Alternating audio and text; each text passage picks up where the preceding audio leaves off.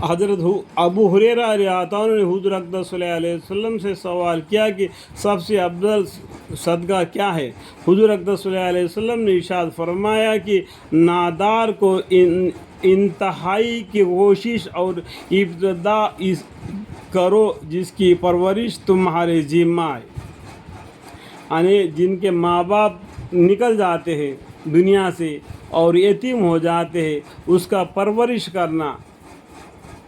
میں نے حضرت ابو ہریرہ رضی اللہ عنہ نے حضور اقدس صلی اللہ علیہ وسلم سے سوال کیا کہ سب سے افضل صدقہ کیا ہے؟ حضور اقدس صلی اللہ علیہ وسلم نے ارشاد فرمایا کہ نادار کی انتہائی کوشش اور ابتدا اس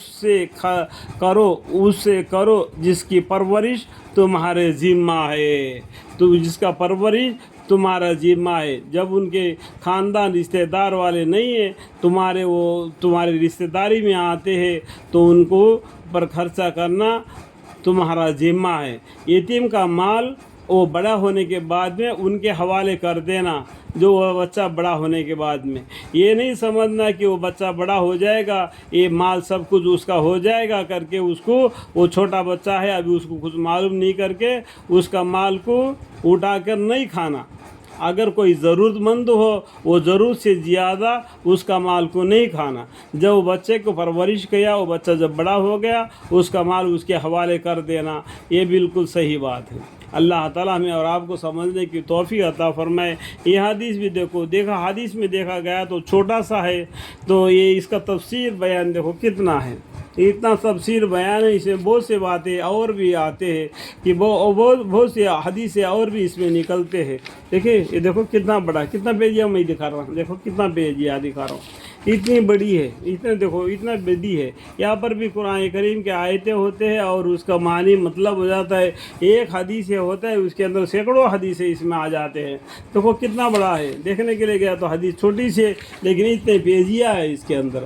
اللہ تعالیٰ ہمیں اور آپ کو علم کی کوشش کر کے علم کو سیکھنے کی توفیق عطا فرمائے۔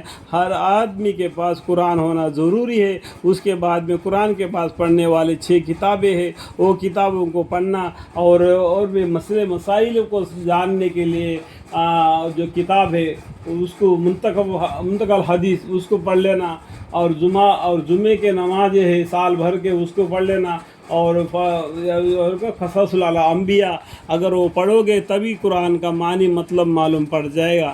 تو قرآن میں کہا گیا تھوڑا سا لکھا ہو، اگر موسیٰ علیہ السلام کا قصہ ہو جاتا ہے تھوڑا ایک رکو میں، دوسرے رکو میں ابراہیم علیہ السلام کا قصہ، اور ایک رکو میں داؤد علیہ السلام کا قصہ، اور ایک رکو میں سلیمان علیہ السلام کا قصہ، تھوڑا سا بیان ملے گا آپ کو قرآن میں، لیکن پورا قصہ کہانی کے طور پر کہاں ملے گا آپ کو؟ قصص الانبیاء پڑھنے سے ملے گا۔ سلیمان علیہ السلام کا بارے میں پورا ذکر ایک جگہ پر ملے گا، قرآن میں الگ الگ ملے گا، لیکن ایک سورہ ہے سورہ یوسف، وہ ایک سورہ ہے جس کے اندر یوسف علیہ السلام کا پورا قصہ ایک ہی سورے میں بتلایا گیا، اور ایک جگہ پر صرف یوسف علیہ السلام کا نام لے لیا گیا ایک مومن آدمی نے، ایک جگہ پر بس۔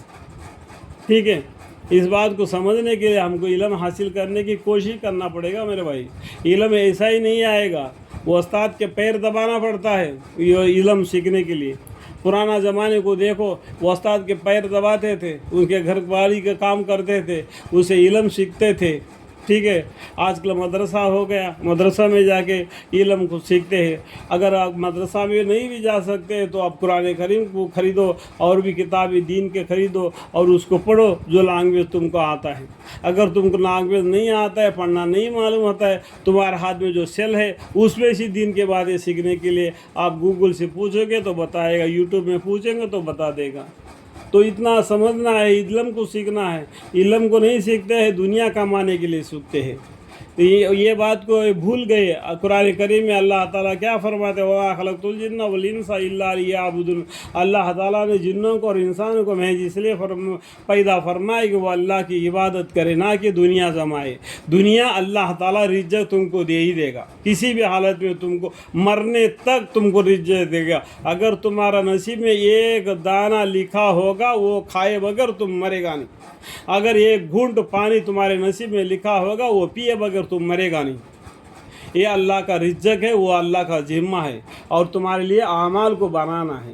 یہ ہم کیا کریں، اعمال کو چھوڑ دیا اور رزق کے پیچھے پڑ لیا، جو اللہ کا ذمہ ہے۔ دیکھو حدیث اتنا بڑے ہے، اس سے طویل حدیث ہے، تو میں تھوڑے سے میں ہم کو ختم کرتے رہا ہوں تاکہ آپ سمجھ جائے اور خود بھی کوشش کرے۔ اللہ تعالیٰ ہمیں اور آپ کو سمجھنے کی توفیق عطا فرمائے، اور میرے خطائے اگر ہو گئے تو مجھے معاف فرمائے، آمین۔